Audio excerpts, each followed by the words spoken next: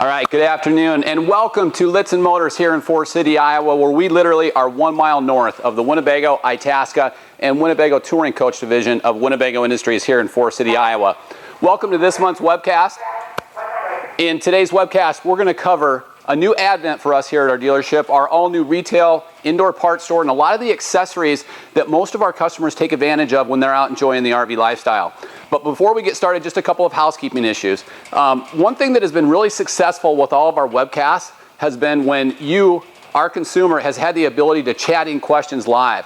And Casey Singlestead, our RV sales manager, who normally actually conducts our webcast, she's actually going to be behind the camera today covering all of your chatted in questions. So be certain that when you have a question, log into the lower right-hand corner of your browser. Just give us your first name and whatever your question is, and we'll stop right away and cover that question live. So we have 5 of our factory trained consultants set up with us today. We're going to be going through different areas of your RV.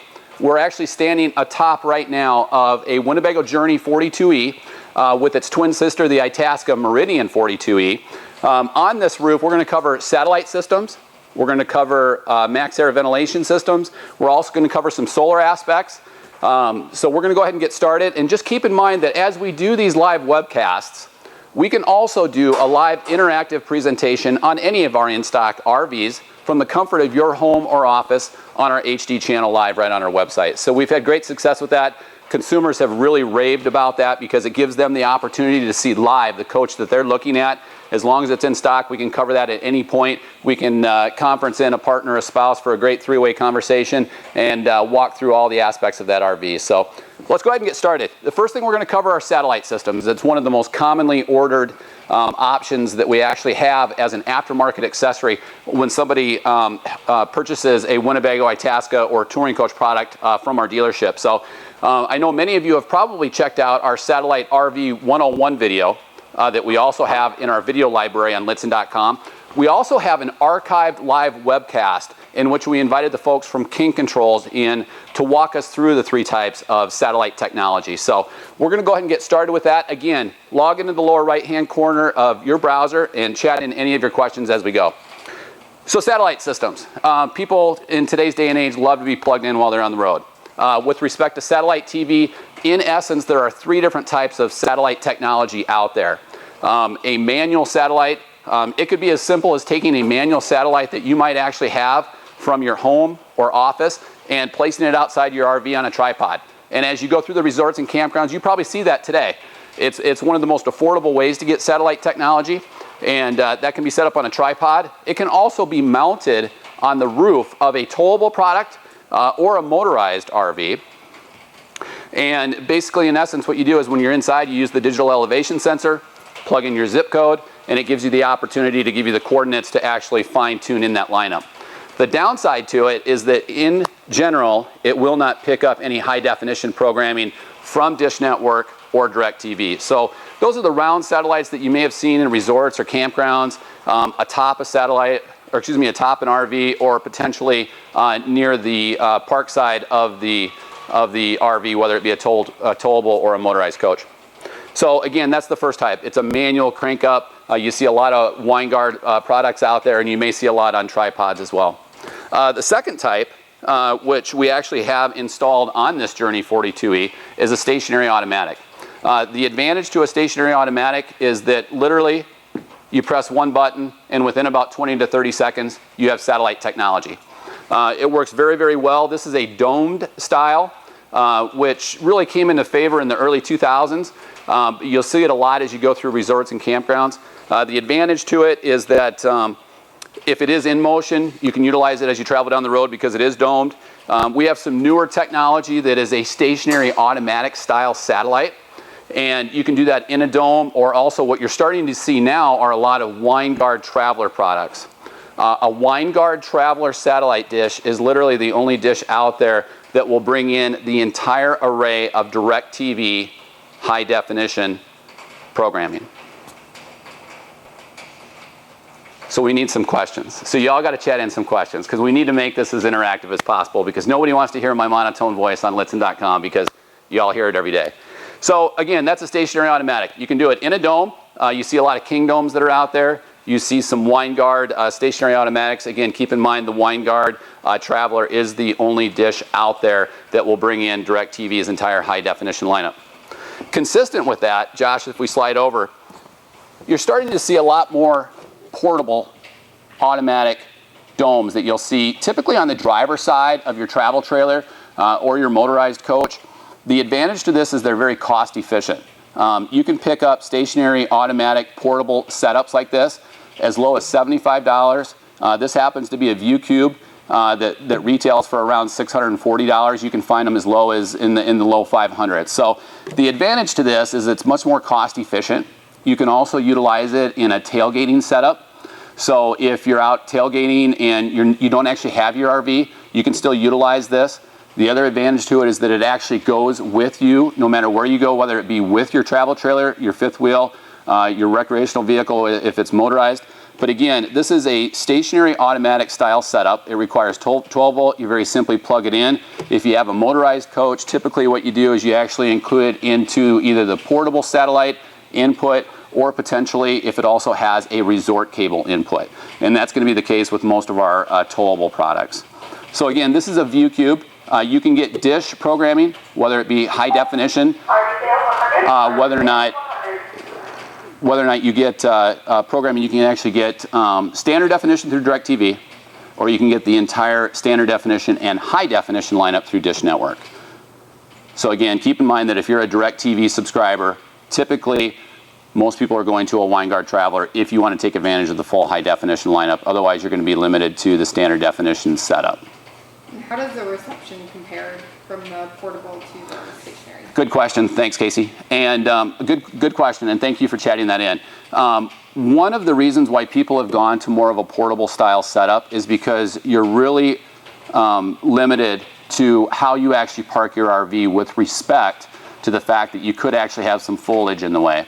So if you don't have the capability of moving your RV, this gives you a lot of flexibility because it can be placed at the front of the RV, it can be placed at the rear of the RV, and it gives you the opportunity to provide a lot more flexibility for getting that southern exposure. Most of the satellites are basically straight due south, at least in the Midwest, and then just a hair west. So most of those are going to be pointing to the south. So if you have a favorite campsite that you often go to, I mean, that's going to be one consideration, is whether or not you have a good view of the southern sky. But really great question. Again, check out our Satellite RV 101 video in our video library on Lichtsinn.com. Also check out one of our archived live webcasts from when we invited the folks from King Controls in to walk us through these three types of satellite technology. So if we don't have any other questions on satellite, I'm going to pass the mic over to Jason Brookoff. Jason Brookoff is one of our factory trained consultants here at Lichtsinn Motors, and he's going to walk us through how to protect your ventilator fans in motion and to minimize any disruption due to the rain.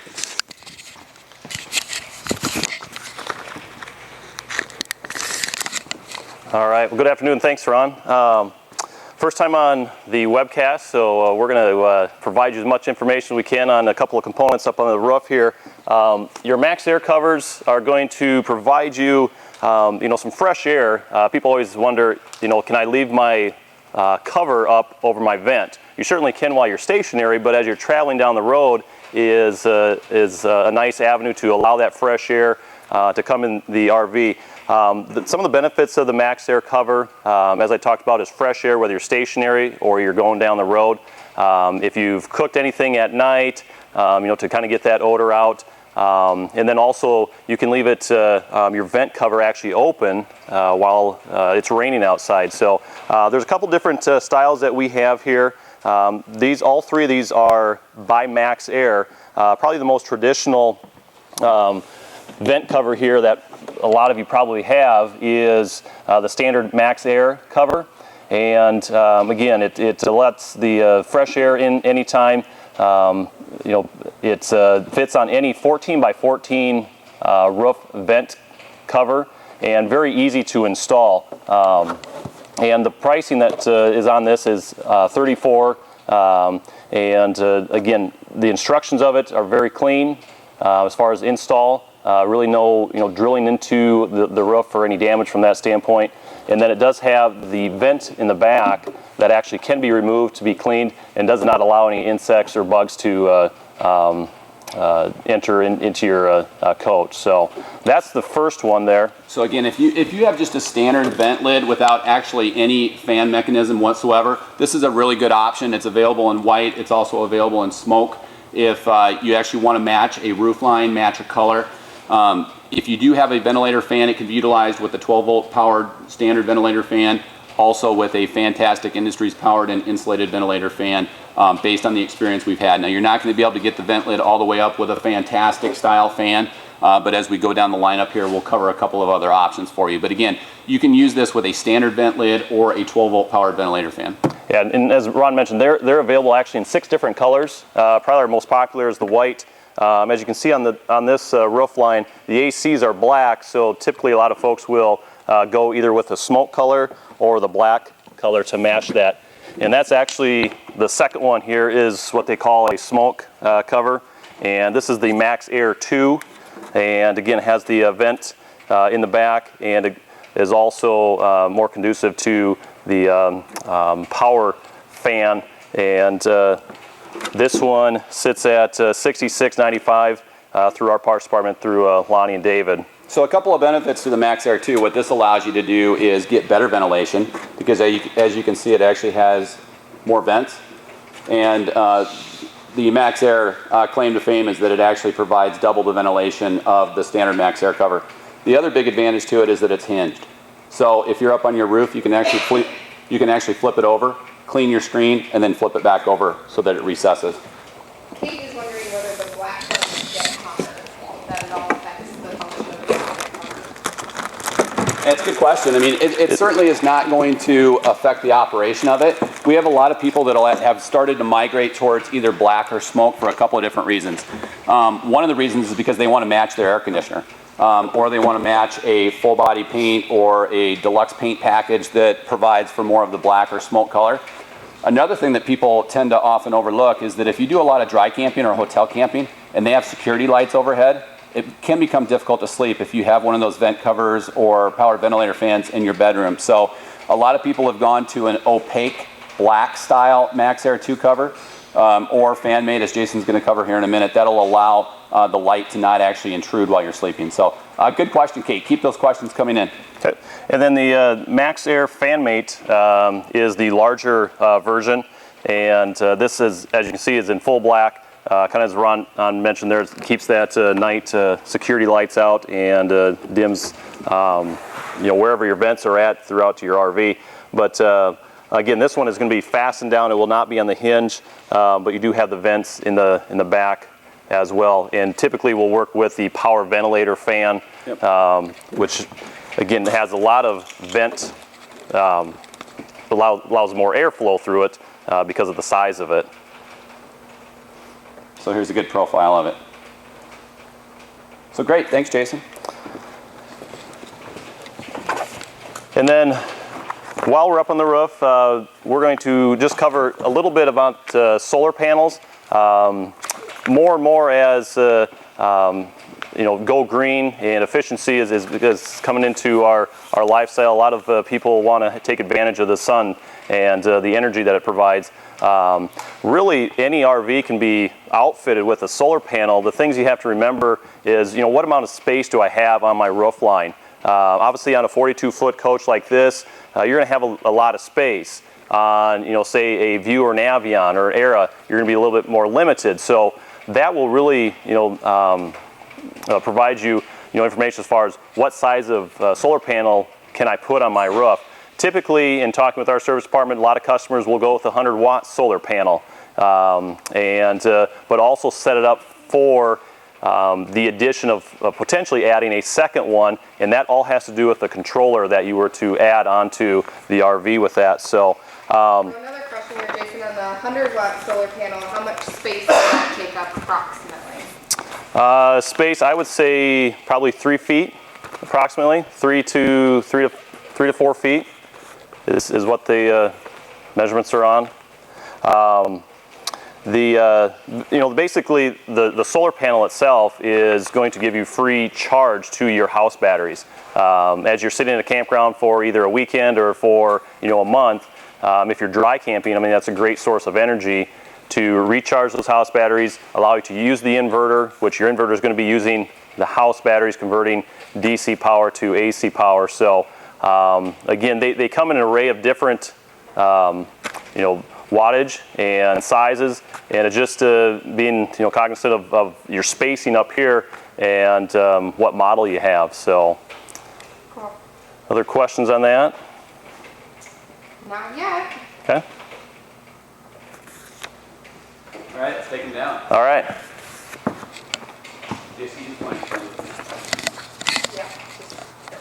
Okay, we're going to be heading down to ground level. All right, well, thank you for that break. We actually allowed Josh and Casey to work their way down from one of our construction lifts as we continue the rest of our service expansion that we have here at our dealership. So we are back now live. We are in front of, again, this is a Winnebago Journey 42E with the twin sister being the Itasca by Winnebago Meridian 42E. And we're going to cover some of the things on the patio side as well as on the driver's side outside the coach that some of you may be using as you're out enjoying the RV lifestyle. But before I toss the mic back over to Reed, I want to cover one question that Ann had chatted in. And Ann, thank you for chatting in that question. Wanting to know if here at our dealership, if we actually install solar panels as well as the wiring to bring those into your converter charger, because that's the ultimate goal, is to bring that solar technology into your converter charger so that it's charging your RV or house batteries. And Ann, yes, we absolutely do install solar. It's a lot easier if we have a coach that's already pre-wired for solar and we're actually beefing that up. But we can install trickle chargers as long as there is space. We've done them on pretty much every coach with the exception of some of our B vans, because again, keep in mind what a B van is. It's a complete shell that's brought forth from the auto manufacturer. So I want to introduce Reed Burkholder. Reed is one of our factory trained consultants, and Reed is going to walk you through some accessories on the patio side, starting with how to get some outdoor grilling and some outdoor heat to your patio side. Reed, take it away. All right, thank you, Ron, and good afternoon, everyone. Just standing outside here, we have this compartment or door open. This is the extension valve for the LP tank. You have a couple different choices when you're at a campground. A lot of times you'll get, at your campsite and it's a little difficult to get out. Maybe you used up your LP, you have an external tank along with you when you're camping. So what you would use in that case is you're going to use an extend-a-stay. And what that's going to allow you to do is tie into your LP tank with a portable LP tank so that you can use your devices inside the coach, such as your stove or your refrigerator and the other things that are going to require LP gas. Reed, Bill's wondering whether or not all the coaches have that type of an extension. That's a great question. The advantage here with Winnebago Industries is a lot of our newer floor plans do have the passenger side or patio side extension brought over from the propane tank.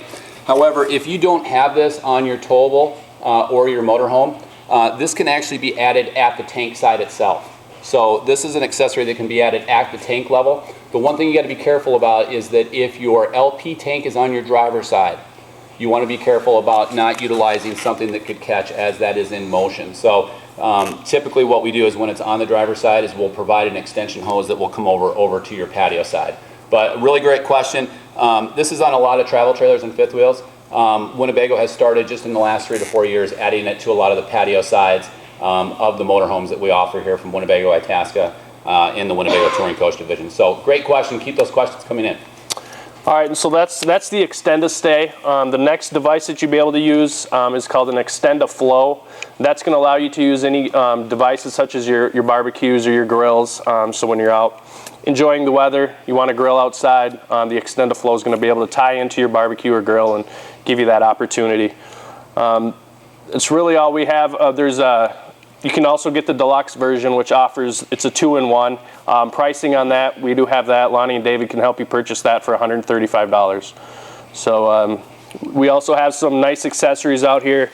New to our store, we do have these outside mats, nice when you set up.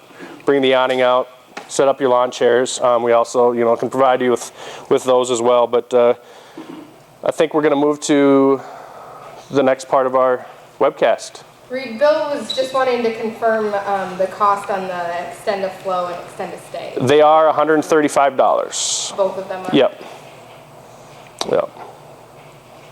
Great. All right, so let's move on to our next part. All right. Next up, we're going to head to the back of the coach.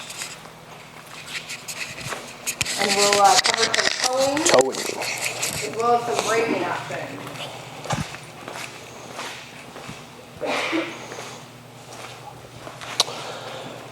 All right, so a lot of you probably have towing questions. A good place to start is finding out whether or not your car is towable.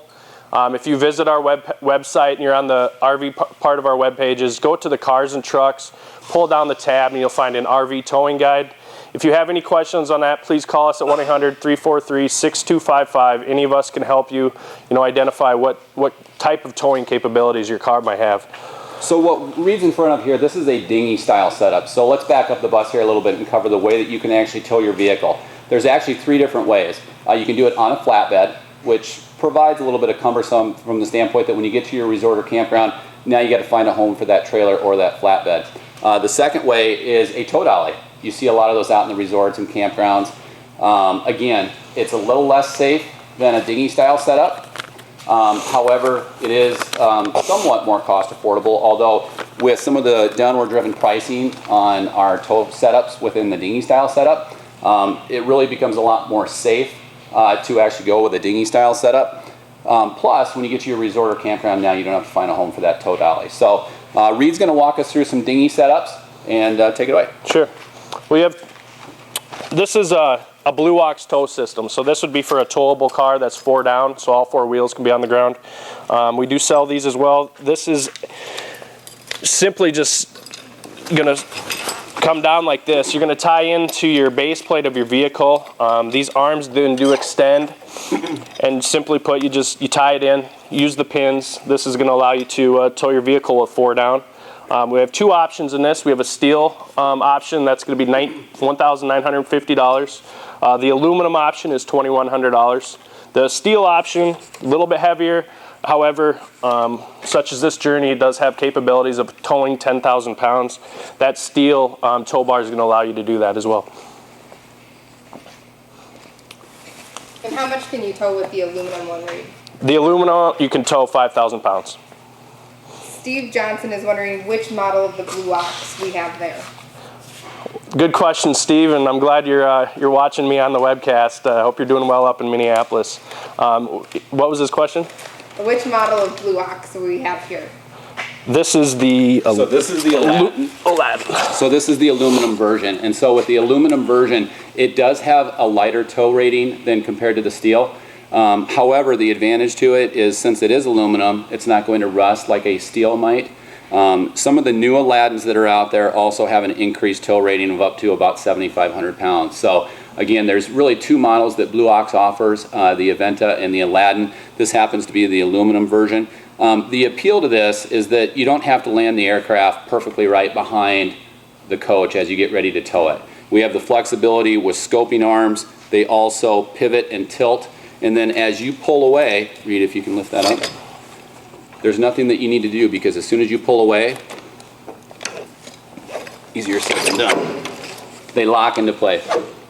And so it's a real easy setup with dinghy style towing.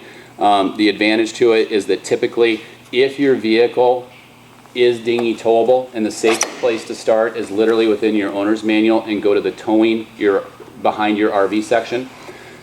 It's typically predicative on whether or not the transmission is towable. Now, a lot of our 4-wheel drive vehicles that have a neutral transfer case, they're towable as well. A lot of General Motors' front-wheel drive and all-wheel drive products are towable. What we generally recommend to people is to try to utilize a vehicle that's normally used within your lifestyle because that minimizes your investment. Are there certain vehicles that are easier than others when it comes to towing? There are. Ones you recommend? There are. This happens to be a Blue Ox setup. We can offer any style of tow bar setup, whether it be a Roadmaster or a Demco. We can utilize any brand that you would like. We typically tend to recommend Blue Ox for a couple of different reasons. Very simple to use. You literally have 2 dog ears that stick out from the front of your vehicle, and even with a quarter turn, those 2 dog ears are removable. So as you look at the vehicle, you would never even know that it's towed. Plus, as you walk around the vehicle in your garage, you're not going to catch your shins or your calves on it. Very easy to use. Once we actually hook it up, in the service and parts installation that we do here in our dealership. We do a package price that includes laminated safety cables as opposed to chains like some other dealers use. We also provide a locking hook pin because the advantage with this style setup is the tow bar remains on the RV so that you don't have that actually resting on the front of your vehicle as you've seen with some Jeep setups and some other tow car setups. We also include all the diodes for your lighting, and then because we don't want that steering column to lock up, we typically leave the vehicle in the accessory mode, and then we show you which fuses to pull so that you don't run down your battery. We can also install a toggle switch that allows you to terminally separate that electrical connection, so it can be very, very easy to set up. So that covers the dinghy style setup. Are there any cars that you recommend specifically if someone's in the market for a new tow vehicle that are easier versus another brand? Yep, you see a lot of Chevy Malibus that are out there. Typically anything with a manual transmission is going to be dinghy towable. Most are not actually going towards a manual transmission, so you see a lot of mid-size Chevy Malibus being towed. Most of the imports, unfortunately, are not towable. I mean, we can actually make anything towable by either including a drive shaft disconnect or a Remco transmission pump. We tend not to do that because of the cost and then also the maintenance as well as in terms of hooking it up. Chevy Malibus, you see a lot of those out there. Again, the safest place to look is within your owner's manual. But as Reed touched on earlier, if you go to the car and truck tab in the upper right-hand corner of our website, there is a drop-down that shows you for towing your car or truck, and then that brings up a PDF of the Motorhome Magazine Dinghy Towing Guide. Again, don't make a purchase based on that. Check within the owner's manual of anything that you're looking to purchase, but it's a great place to start because it'll give you a good survey of mid-size sedans that are towable and SUVs and trucks. Great question. Bill had just kind of a generic question on braking systems, which I think we might be headed Yep. to next, and any recommendations. So as Reed gets going on braking, one thing to keep in mind is that literally the state in which you're towing your car, truck, or SUV is what dictates whether or not you need braking. It doesn't matter if your vehicle is titled in Iowa or California and you're complying with those laws. You have to comply with the laws of the state in which you're towing the car or the truck. And each state is different. There are some states that literally have a zero tolerance, which means if you have anything hooked up, you have to have some form of auxiliary braking system. Most of the states, in general, to answer your question, Bill, are set up around 3,500 pounds. But again, if you travel to frequent states, you're going to want to make certain that you research those. We can certainly do that for you as well. But it's safe to really base your travels and your braking systems based on the states in which you travel. Take it away. Thank you, Ron. Well, we have a couple different options that we offer here at our dealership. What we have here is we have a Brake Buddy braking system. This will literally be inside your towable car. It rests down on the floor. We also offer, I know that Steve Johnson, who phoned in or texted in a question, he's looking into the Air Force One braking system, and I think we can touch on both of those here. Ron, our resident expert in braking systems, is going to help me kind of walk you guys through that right now.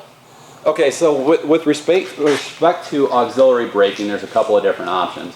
Probably the easiest setup is to, and it's also unfortunately the most expensive, is to actually set up a tie-in to the master brake cylinder of the vehicle. Okay, M&G makes a system that's like that. If you have a diesel pusher or something with an air ride suspension or air braking system, such as what Steve has, you can actually utilize the air off the chassis to go directly into the master brake cylinder of the vehicle. The advantage to that is that literally when you hook up, you're only going to have another pigtail to hook up, and that's it. You hook it up, you're good to go, and now you've got braking.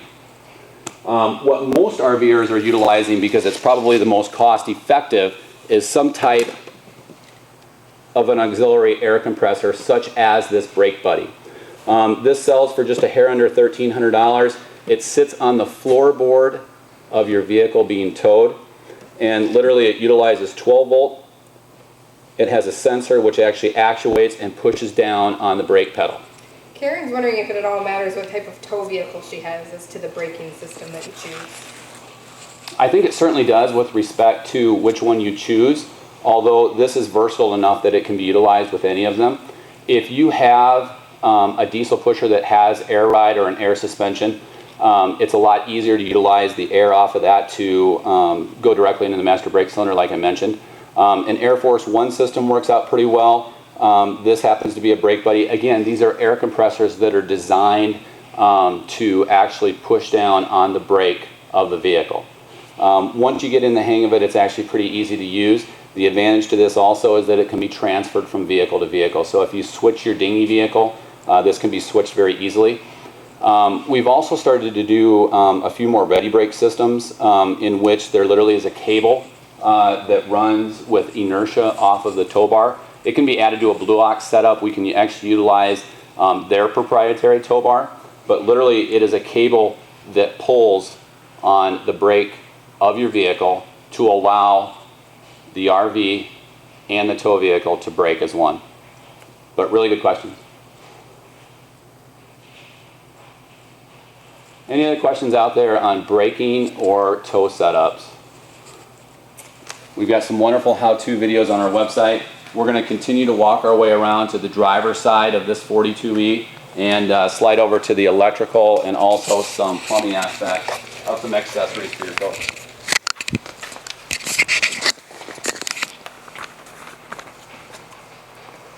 All right, I think Jason's going to join us in some of the service area portion of the coach to talk about some water pressure regulators and also surge protectors. So if you want to start out with kind of the things.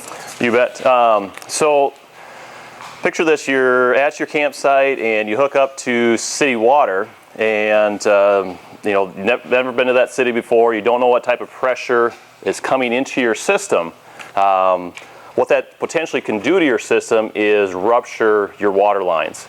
So to counter that is this little guy right here. It's called a water pressure regulator. It just ties into your freshwater outlet, and that will regulate your water going into the coach. So anytime you open up the valve there, you won't risk those water lines being ruptured. Now typically your pressure should be somewhere in that 45 to 55 range. So most cities are going to fall in that area, but I wouldn't always count on that. So that's a very inexpensive little safety feature that you can have there. They run $13, and again, they just tie right into your fresh water inlet in there. So Jason, when would you actually want to use that? I mean, city, rural, what's the risk?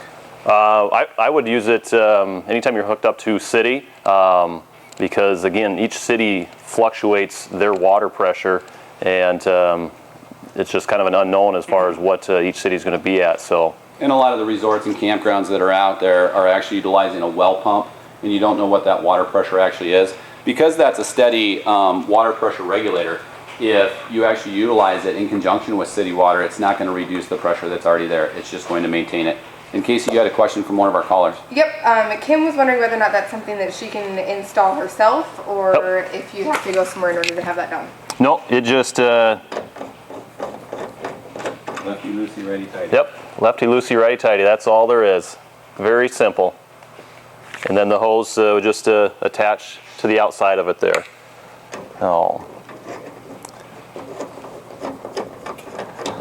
The other thing that we just wanted to touch on the driver's side here is, we talked about not busting any your water lines. Well, the same thing goes from doing any damage to your interior as far as your electronics, your microwave. So a lot of coaches, the bigger coaches, tend to have what they call a surge guard protector in it. The smaller coaches, like 30 amp, you can actually put it on the end of the power cord, and then that will simply attach into your outlet at your campground, wherever you're at. But this one is a 30 amp. Basically, it is going to, if you have any lightning strikes, say if you're at an older campground that may not be wired properly, it's going to help prohibit a surge of electricity through your coach, which could do damage to your HD TVs, your microwaves, which is certainly, this product here is certainly cheaper than your insurance that you might have to pay to replace all those items in your coach. So Jason, Ann just chatted in wondering what the cost of something like that is. Depends right on the here. 30 or 50. Yep, depends on the 30 or 50. The 30 amp portable is $289. A 50 amp coach is $445. And then there's a lock for the portable units as well, because they are a kind of a high dollar item.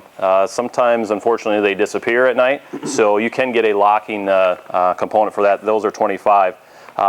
To actually hardwire it into your coach, so you wouldn't have this portable setup here, 30 amp, they run approximately $585, and then a 50 amp is $675.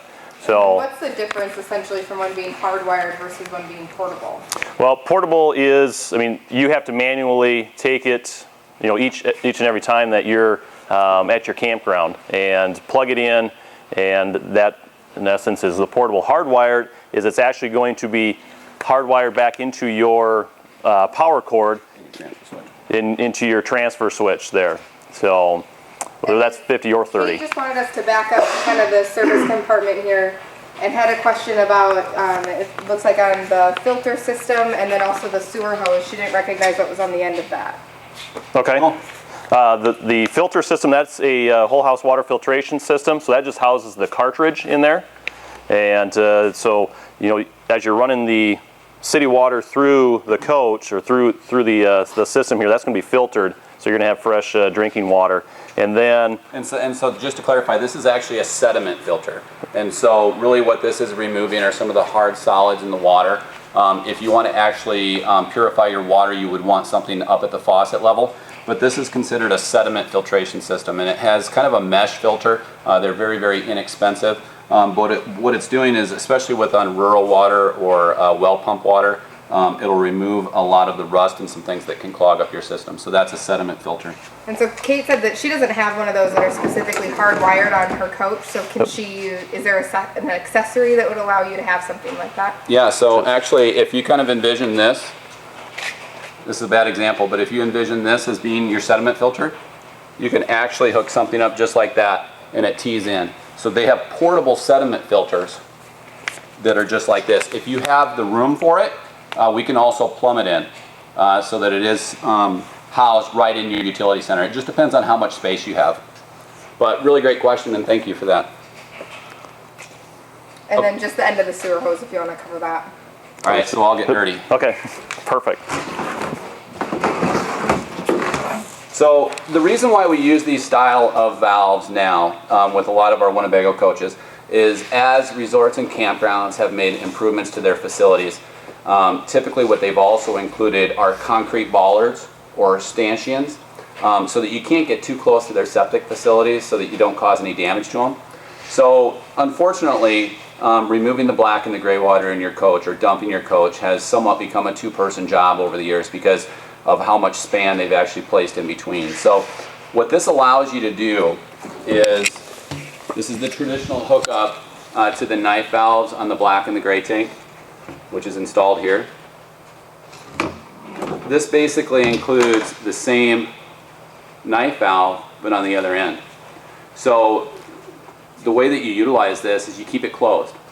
You then extend it into your septic, maintain it closed, pull your black first, then you can actually walk over, because again this is closed off, and you can open it up here. It's also a way that if you're at a resort or a campground for an extended amount of time, you can actually leave this closed so that if there are any fumes coming up through the septic, you can actually leave it closed and then very simply just open and close it here, as opposed to having to hook up on your coach. So this is just an extension of the knife valve that actually brings it all the way over. We actually have these available for sale in our parts store, just the valve itself that can actually hook up with a standard plumbing tie directly to the same sewer hose that you're using now. But really great question. Cool. That's all we've got for the time being. And I'm kind of a germaphobe, so I kind of went above and beyond for touching this, especially without any sterile gloves. So Very true. thank you for that. But really great questions, Josh. If you just want to pan through and showcase our 42E here, I'll allow Jason to wrap things up. All right, well, if you have any questions on any of the accessories that we covered today, anything that we didn't cover, anything in general on RV operation, feel free to give us a call. You can always chat in. If you want to do a live video presentation with any of us here on any coach that we have, again, we're a phone call or an email away. So hopefully everyone enjoyed today, and if we can do anything else for you, please let us know.